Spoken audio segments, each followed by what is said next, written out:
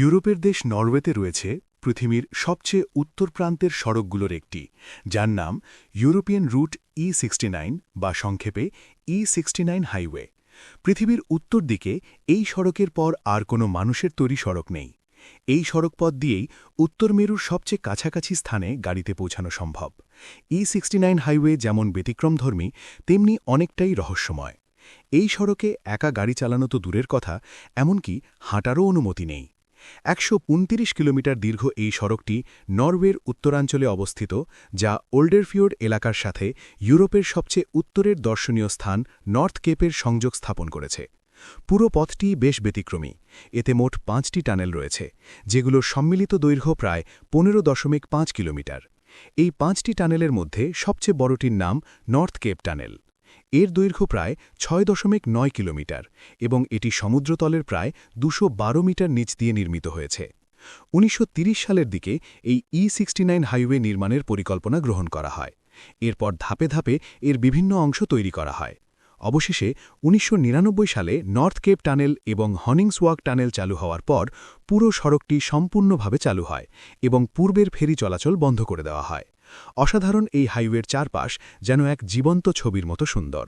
কোথাও সড়কের পাশে বিস্তীর্ণ সমুদ্র, আবার কোথাও উঁচু পাহাড়ের সারি। বরফে ঘেরা প্রান্তরের মাঝ দিয়ে চলে গেছে কালো পিচঢালা আঁকাবাঁকা উঁচু-নিচু রাস্তা। এই পথে ভ্রমণের সময় যে নৈসর্গিক সৌন্দর্যের দেখা মেলে, তা পৃথিবীর অন্য কোথাও খুব কমই দেখা যায়। তবে এই সড়কে ভ্রমণ করা মোটেও সহজ নয়।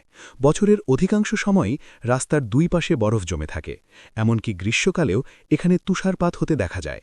সে কারণেই এই সড়ক যেমন মনোমুগ্ধকর, তেমনি কিছুটা ভয়ঙ্করও।